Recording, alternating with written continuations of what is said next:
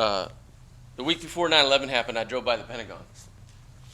My brother had just finished Officer Candidate School, Quantico, Virginia, and commissioned in the Marine Corps.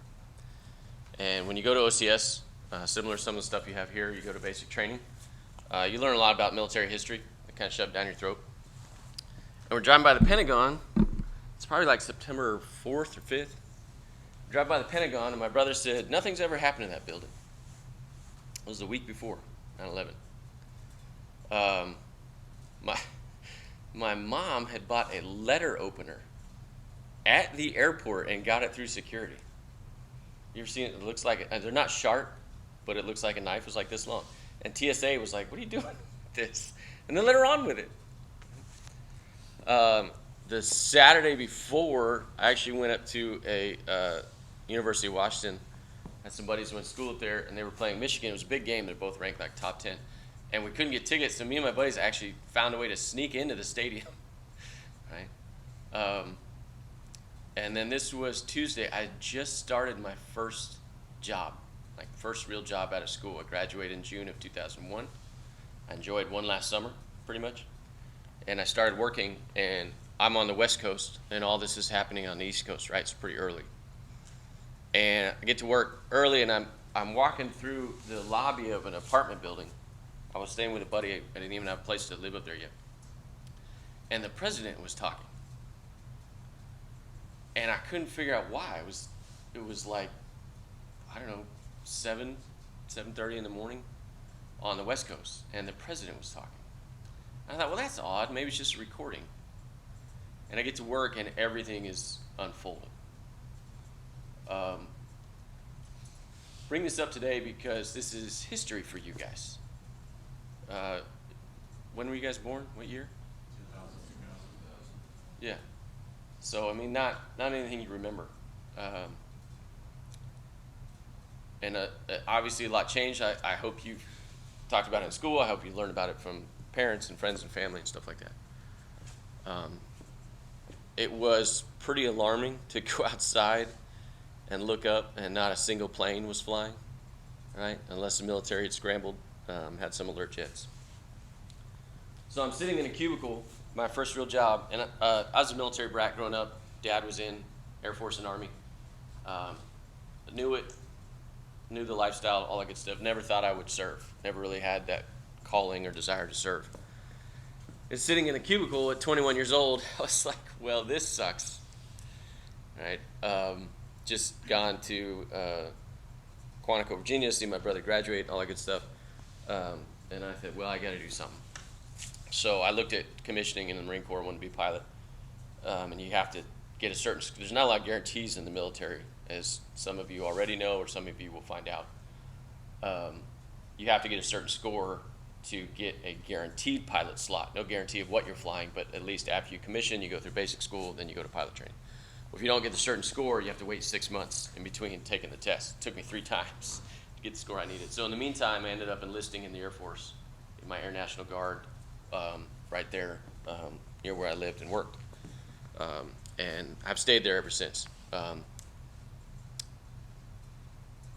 It was a remarkable time for my generation, which is kind of what yours is dealing with in COVID. This is a different scenario. COVID is obviously very different, right? But it's similar to what you guys are living through in terms of just not knowing what the hell's happening, trying to get information, trying to do the right thing.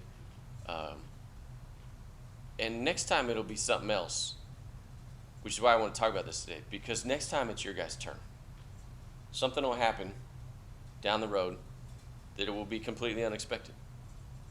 And you guys will be in the workforce. You'll be in the military. And you'll have to deal with it. Through our entire generation civilization, we've had issues. So this is what happens. There were about just under 3,000 people that died in New York in the Trade Center.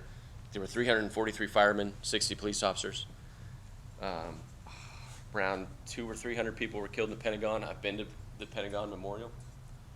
And then the flight that crashed in the field in Pennsylvania, there were only 40 people on board, which is pretty remarkable anymore, as if you fly pre-COVID, planes are pretty packed.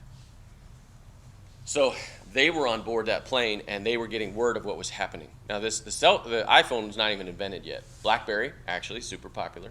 Okay, still doing great. So the fact that we have as many videos as we do, really, considering it's 20 years ago, pretty remarkable. The ability to connect was payphones on the flights. You had to call and use your credit card. So that's what some of those calls are. So the flight that crashed in Pennsylvania, those guys are figuring out what's happening because they're calling other people and they're calling friends and family. And they're like, hey, 3 other planes have gone down, and these guys decided, not today. Not going to take out another American target. I think that one was headed for the White House. We're not sure. And a guy had called his family, and the last thing you hear him say on the phone is, let's roll. And they fought back. And everyone died when the plane crashed in the ground. It's hard for me. I pulled this up yesterday, 20 years later. Man, I had tears in my eyes. I almost lost it. You go through a range of emotions when stuff like this happens, anger and confusion and all that good stuff. Just want to talk about today. Game was great Saturday. The red, white, and blue flyover. But it's important to know when and why and where this stuff happened, because something else will happen down the road, and it's going to be up to you guys. What do we think? What's your guys' thoughts, feedback?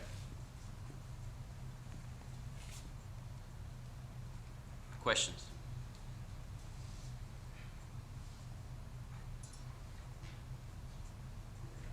So the plane that went down, I know they said it was past Camp David. Mm-hmm. I've never been up there. What's the relation to Camp David and the White House and all that? How close is that? You might know better than me.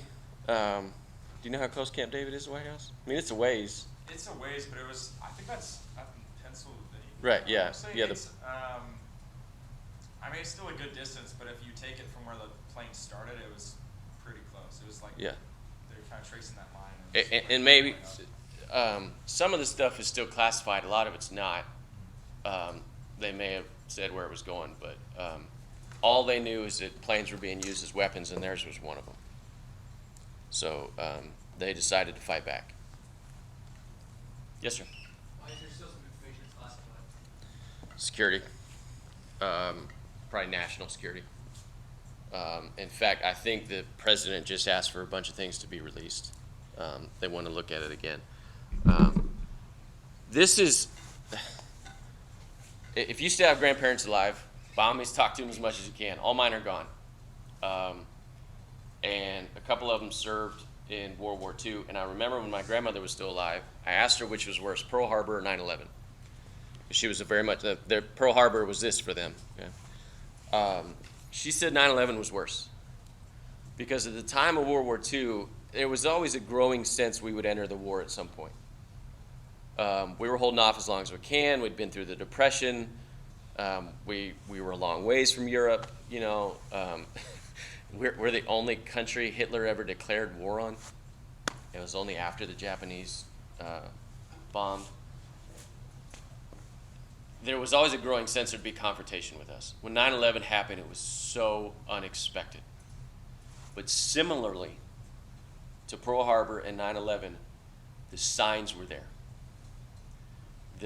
When we looked back and how they were training, they had gone to learn how to fly, no interest in landing. It might be a red flag for an aspiring pilot. Okay. So again, there were security issues that we were kind of aware of, but it certainly changed a lot of things for us. So I would imagine that has to do with some of the classifications, though. Yep. Why was not military response quite as serious as it was in World War II? Because that's a good question. Question was, why wasn't our military response the same as World War II? Couple reasons. All of Europe was at war, and other, Asia. So again, growing sense that we would get involved. This was terrorism at its most extreme. This is terrorism exists to cause disruption. It's to hit and run, almost like guerrilla warfare, right? It's never get. This was a. They were surprised at how successful. They had no idea that the trade centers were going to collapse. They were amazed and surprised at how successful their attacks were. So we had to figure out what to do, and we didn't know what to do. We didn't know who was responsible. We found out. What's also fascinating is how long it took us to kind of pull New York together. The rebuilding and the memorial and stuff, it took a long time. I went to 9/11 about, I'm trying to remember the timeline. I think it was a year or two. I went to Ground Zero a year or two after 9/11, and you couldn't get too close still. I've been to the memorial since. Again, been to the Pentagon. I have a coin from that memorial that I carry with me. So it was a whole different war. Interestingly enough, that election was contested between President Bush and Al Gore. They kept doing recounts in some states. So it was a very contested election, and President Bush had basically really only been finalized, he'd gone through and was the winner and all that stuff, but like Florida kept, and Florida has a lot of electoral votes, Florida kept having recounts. People were, used to vote with paper a lot, people were eating the punch tabs. It was crazy. I mean, look, from the history of our country, every election's been pretty jacked up. So whatever happened last election, okay, it's really not anything new for this country. So the response was figure out who was responsible, where they were. Well, they were hidden. They were a lot of different places. It took us a long time to get bin Laden, right? So it was a whole different war. When I went to land survival for the Air Force, there's 3 different types of POW camps that they have. There's classified stuff I could tell you guys, but then I'd have to kill all of you, which I can do with my pinky. Just kidding. There's POW camp, which is based on what we learned in like Vietnam, okay, even the Gulf War to some extent. There's peacetime detention. So we had a plane that like went down off the coast of China, landed there, and they were like, "What are you doing here?" So they just put you in hotel rooms for like a month, but they're very much watching and listening to everything you say because they're allies, but it was uncomfortable. But it's peacetime detention. And then there's a terrorism training, and it's not fun. And it is not, typically when you're held captive, you're trying to become friends with your captors, right? You want to get them to like you so they don't kill you. Terrorism doesn't matter. Does not matter. We actually had a couple guys that kind of snapped during terrorism training because it's just a lot more extreme. There are some tremendous books that you can read about things that happen. One is called Alone at Dawn. It's about it's the first Air Force Medal of Honor since we'll probably talk about it later in the semester, and we'll definitely talk about it next year if you have me again. He actually earned 2 medals of honor en route to his death. Is that the Master Sergeant John Chapman. Yeah. the first one was ever recorded? Yeah. First Medal of Honor ever filmed. You can YouTube it because a drone kept flying, and it's pretty remarkable. A really tough book to read is called Where Men Win Glory. It's about, I'll show you who this gentleman is briefly.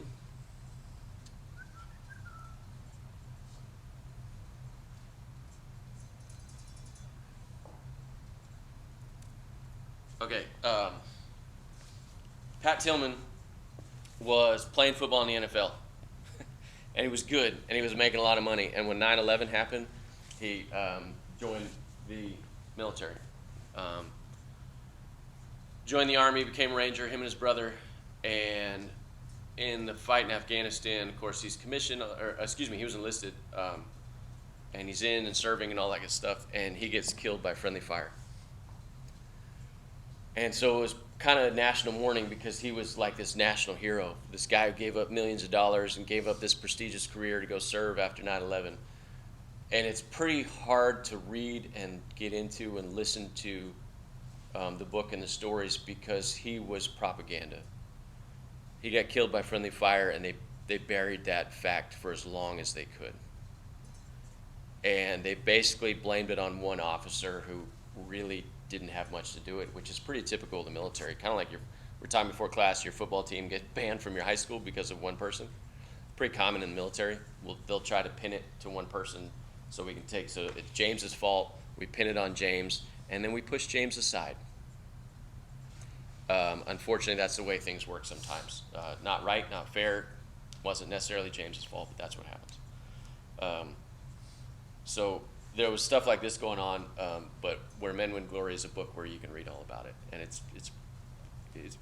it's hard to read when you see what military and politicians do and did sometimes. What else?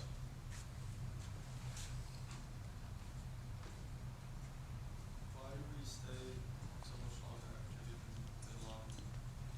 Why did we stay? How long have we been in Germany? Or Japan? Again, Why did we leave the way we did? it's a good question, my friend. One of the reasons Pat Tillman got killed was an artificial timeline. They just wanted him in a certain area by a certain time for no reason other than, hey, get the guys moving. I would say read books by generals. Has anybody seen Brian Wilson's War, the movie? No? Good one. Talks about how we were basically fighting the Cold War in Afghanistan, tried to help. War was over. Our war was over. It wasn't really a war, officially. We leave and we don't build a school. So oftentimes I think, and this is my opinion, Americans have the best of intents and terrible execution, especially with foreign diplomacy. We think we know what's right. If you want to, where's my history major? I got one in here. Yeah, okay, cool. If you get into Vietnam, again, we're fighting communism. It was pretty horrible. And then how we left was not like Afghanistan. I have a friend that traveled in Vietnam. He was in the Navy, got out, went through there, and we were emailing while he was there. This was years ago.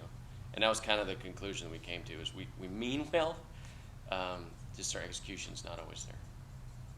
But good question. One thing I'll point out, some of you know Dr. Keller, some of you don't. His Air Force Academy graduate buddy was co-pilot of Flight 93. So if you have Dr. Keller next year around this time, he will talk about that. Anything you want to say about that today? No, I appreciate you bringing that up. Yeah. This hit home for everybody. One thing I will say, you're from the Northeast, foreigner, right? It absolutely changed New York for the better. Not a friendly place. Not a great place. I was there a couple years ago. I was wearing an Aggie hat. People were like, hey, you know where you're going? You know, you're in the subway. You know where you're going? Do you need help? You need to... Never before 9/11 was that the case. It really, really unified a very diverse city. And this is why I think these things are so important to remember. Other questions, comments?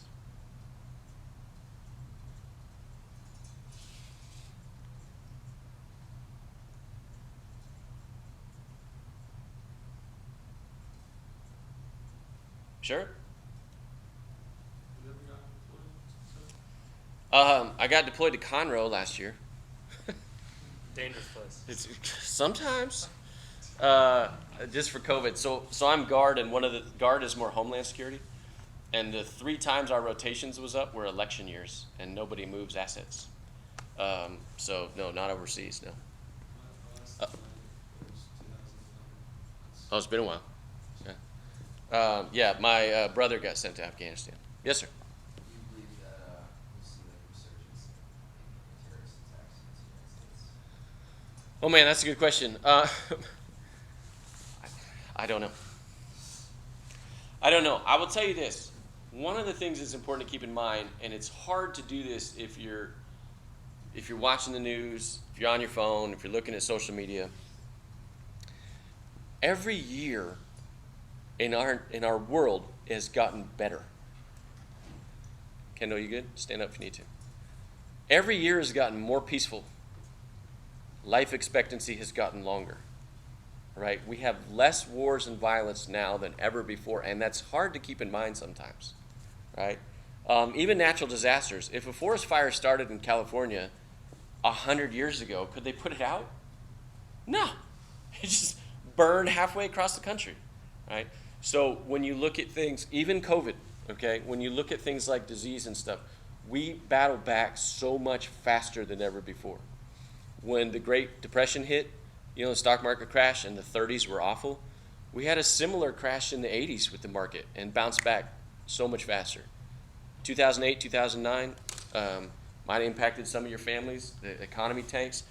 We respond a lot quicker. Okay? Things bounce back a lot faster. Things are getting more peaceful and better the further we advance. And sometimes that's hard to see and keep in perspective. But statistically, that is 100% true. Good question. I don't know the answer. Anything else?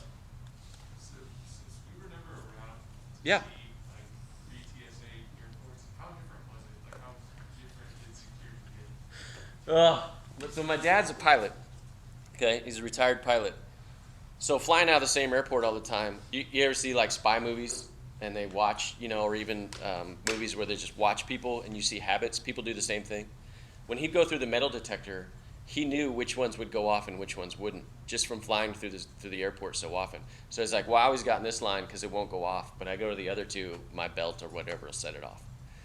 TSA just started screening everything, the small liquids that didn't used to be.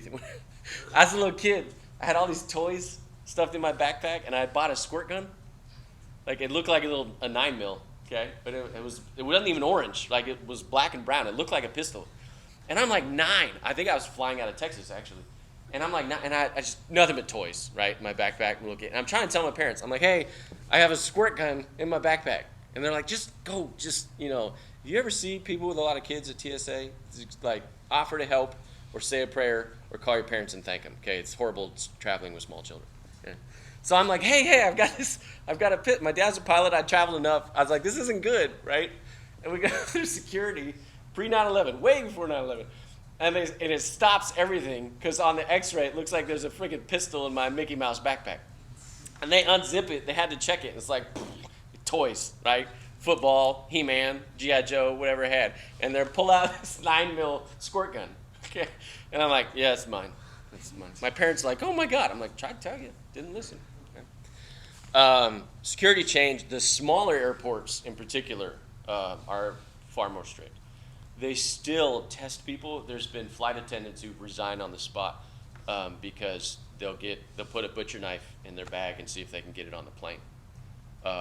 I was flying, I think, between here and Montana, and I'd gone hunting and switched backpacks. I thought I was good. I had a 5 or 6 inch knife in my backpack. Security never found it. This was 5 years ago. So TSA's definitely tried to clamp down. It's changed a lot. Yes, sir. Just for reference, I think it was the FBI did an examination of how easy it was to get guns and knives through TSA. They only found about 20%. Mm-hmm. Yeah. So unless you pretty put long. in a Mickey Mouse backpack, you should be good. Yeah. Absolutely. Good question. What else?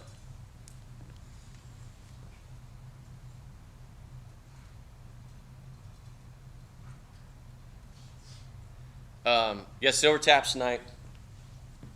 I would highly encourage, if you haven't, or if you haven't in a long time, then talk to your parents, talk to your grandparents about 9/11, because as this was unfolding, for those of us who were working, serving at the time, who were alive, we were watching it live. A lot of people saw that second plane fly into the tower. At first, we thought it was an accident. First plane, we thought, somebody lost. We had no idea it was hijacked or it was terrorism. All right, plane 2, and it starts unfolding real fast. Highly encourage you this week, learn about it, watch some videos, talk to friends and family that lived through it, and just get their perspective. if we don't understand our history, we're bound to repeat it. It'll be really important for you guys to know that. Sophia, you good? You stand up if you need to. What else? Anything else? We're going to shift gears if you don't have anything else. No? Okay, cool. This will be a brief review. If you've had me before last year, we just touch on it because it's important that everybody knows what this is. If we have time, we'll shift into something else, okay? Who's got power in your life?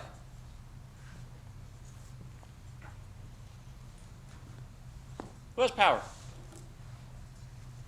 Yes, ma'am. My boss. Your boss? Yep, good. Absolutely. Who else? Professors? Damn right. Huh? NCOs, correct? Yep. Parents, family? Okay, good. Are you afraid of power? Who wants power? Do they? What do you got? Austin? I'm going to call you College Station from now. I guess power not in the sense just to be in charge of people, but in the sense to lead, like being in charge and leading to things. Yeah? Yes? Having power is just like the perception of being the one in charge when you can use that as your tool to lead. Like, for instance, military rank holds power, and people with rank are put in charge of other people to lead them. And if you have a good mindset, right, a good heart, good intentions, you can do a lot with that for a lot of people. Does everybody have good intentions and a good heart? Is everybody in the military? You guys have sexual assault prevention training? Do we have it in the military? Yes. Why? Because it happens. Absolutely. Yeah, good. History major, pressure's on. Anybody know who said this? Nearly all men can stand adversity. Well, you want to test a man's character, give him power. Anybody know who said that? Huh? Sounds like kids. It's the president. Ain't it Lincoln? Lincoln. Okay, absolutely. Good guess. All right. There's only a handful of types of power. We're going to cover them briefly. Okay? It's important that you know this. It's important that you understand this for the rest of your professional lives. Okay? I will send you these slides. Okay? Or I'll post them. By the way, all apologies for Canvas. Forgot to do that first thing. Jesus, I don't ever want to email you guys this much. I don't. I'm sorry. It's like post, published. Okay. Oh, they can't access it. Oh, tied to assignments. Published. Oh, can't get it. I'm sorry. I'm still learning Canvas. It should not be this complicated. For those of you that added, make sure you read the announcements. That will tell you what to do if you miss class with an excused absence. Okay? So sorry about that. Okay. Coercive power. Often the least effective but most employed type of power in the corporate world.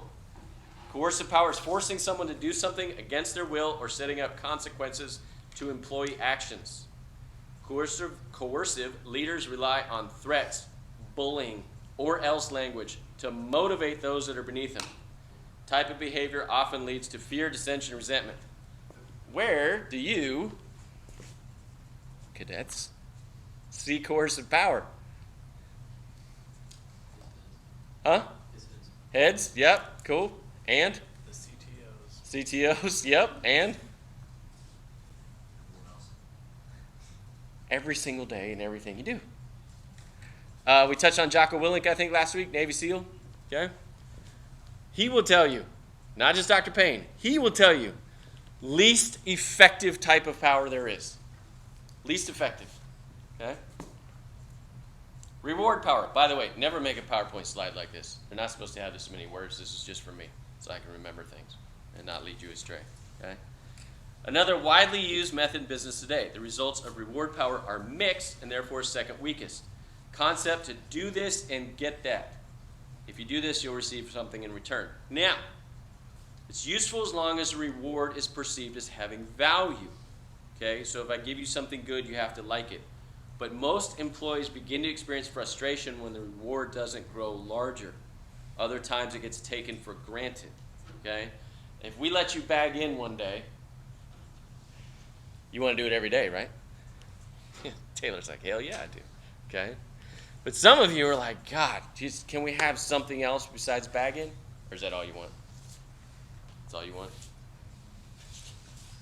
Right? Now, it can be used to increase morale, giving a trophy to the highest performer or the team with the lowest amount of mistakes. If used well, this can become a highly sought-after status symbol within the organization. Can be used, often gets overused, often loses its value quickly. Cool? Questions? Okay. Legitimate power is in all organizations. We'll talk about Zappos, shoe company, a little bit, probably more next year. This is the power of position or role. This is a typical command and control structure in the military. It's a formalized way to ensure someone is in charge to make a decision, good or bad. Legitimate power can seem arbitrary when a person loses or changes positions or roles within the company. The power doesn't move with him. If a general retires, he's done. No more power. Okay? If a CEO leaves the company, no more power. Sophia, you good? Stand up if you need to. Okay? By itself, this power's ability to persuade and convince others is weak, but combined with the next three, it can be an excellent first step towards effective leadership. Okay, so legitimate, reward, coercive. Not very effective ways to lead. Okay? Reverent power. This is the cult of personality. This is the power and ability for an individual to attract others and build loyalty within them. Jesus Christ. Jesus Christ. Yeah, I got Alex. Finally, it's hard to make Alex laugh. Okay? This is, some folks just have it. All right? Some people you just look up to. You ever seen anybody here in the court and you're like, man, I just like that person. That's the it. Okay, that's reverent power. It's the power of respect. This can occur through time if a leader is successful and has a well-known track record. Okay? Others study leadership and develop themselves to be able to exercise this power effectively. I don't like to say born with it, because you're usually not. It's usually developed and cultivated. Now, you're born with certain characteristics and traits, sure, but you usually have to develop those over time. Not a lot of us are following around 5-year-olds because they're great leaders. Right? Yes. None of that. Make sure you guys are awake. Okay. Hang with me. Informational power. This is the newest type of power from the psychologists who labeled all these. Top 3 most effective. This is the power of having information another doesn't have, or distribution of information as a means of affecting change. This could be positive or negative propaganda, knowledge of an opponent's strategy, detailed information. Okay? This is such a dated reference. Does anybody know what Nielsen ratings are? Sweet. Okay. This is so old. Okay, so it's like getting clicks today. Used to be, we wanted to know, some of the hardest things to study are diet and nutrition. Why? Huh? Hard to track what you eat. It's not that hard. Why? Everyone lies. Okay? Nobody tells the truth of what you eat. I had a salad. You went to Whataburger twice yesterday. Ooh, I had salads. Okay? Really hard to study nutrition, which is a whole other thing. Okay? But we wanted to know what people watched on TV. Right? So we would actually pay people to document what they watch so that TV people could figure out how to make shows and advertise. This is the equivalent of Netflix today tracking what you watch. All right? Or YouTube. When you get done watching one video, it tries to show you another one, doesn't it? It's supposed to be studying 3 hours later. Shit. I'm watching Minecraft. I don't know if you guys watch Minecraft. I have a teenager. She doesn't, but like her. Are you watching video of someone playing a video game? Dumbest shit ever to me. Okay? But everybody has their thing. Okay? This is the power of knowing what you like or don't like. Informational power is the possible use of information from persuading by the numbers or making up a statistic to manipulate opinions. Who's had stats? Anybody taking statistics? Yeah, God, I hate statistics. I'm not very good at it. I learned a lot. Never had stats till my PhD. I'm not a good statistician, but I know a lot more about it. Statistics are a precise and logical method for stating a half-truth inaccurately. What does that mean? Well, you just need some part of the chart that goes up or down. Yeah. Can you just pull variables out? Oh, hell yeah. Yeah. Okay?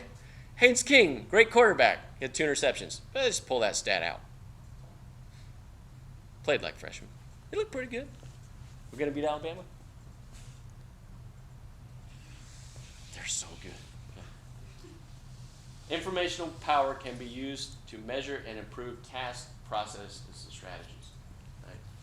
This is having the information. Right? Be knowledgeable. Be knowledgeable if you want power. How many of you heads ever started leading and you didn't know what to do? What'd you do, Mason?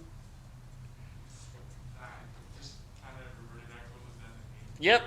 I just do the same shit I saw last year. Because, I mean, we didn't really have the transition training like traditional freshmen. This is true. Yeah. This is true. You guys have had a different year. Some of you think you guys should still be fish. Yeah, you upperclassmen. Okay, good. All right. Okay, now we're getting somewhere. Information's good. Be an expert. Expert power is when an individual possesses in-depth information, knowledge, or expertise. This is the most effective type of power. This is the architect, the lead engineer, the physician, right? Highly skilled and highly trained employee. Because the person has a high level of expertise, they can often persuade others to do things for them using trust and respect. This expertise and therefore this type of power is greatly valued. Be the expert. Be the one who knows. Did you start yelling at people sophomore year? Some of you? Knife hand? Just get in their face? Okay. That's all you did, right? Effective? Scary movies. For how long? Until about November? Yeah, pretty good run. Got a lot of time left after that. Okay.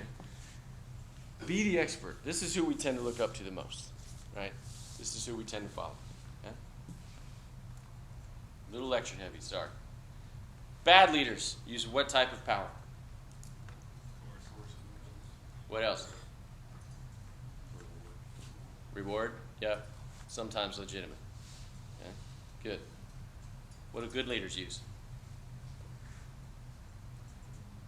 Expert? Information. Good. Okay. What's your default style?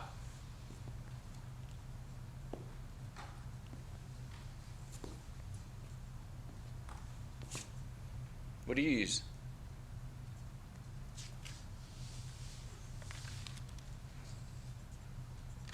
Kendall? Depends. The core's favorite answer. What's your style, Kendall? I mean, if I was talking about something bug-related, it would be Something what related? bug-related, Oh, but okay, entomology major. informational. Informational, good. I know about it. Okay, good. So is that a good use of your power? Yeah. Probably. What if you're dealing with fish?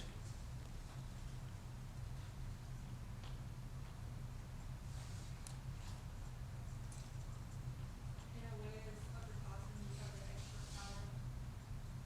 You should. Is that what you're using?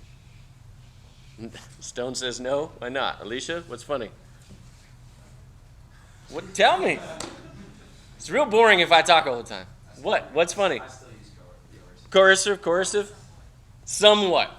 Okay? That's right. Senior. I forgot you're a senior. Just deal with a stupid question. Yeah? Okay. What about stupid seniors? There's one right there. Okay? Is that what she uses? Is anybody in your outfit? I'm on staff. She's on staff. You're on staff? Okay. What does she use? Plug your ears. Look, she's looking at him. What is she doing right now? I want to get prep for them. She hasn't been with us yet, Okay.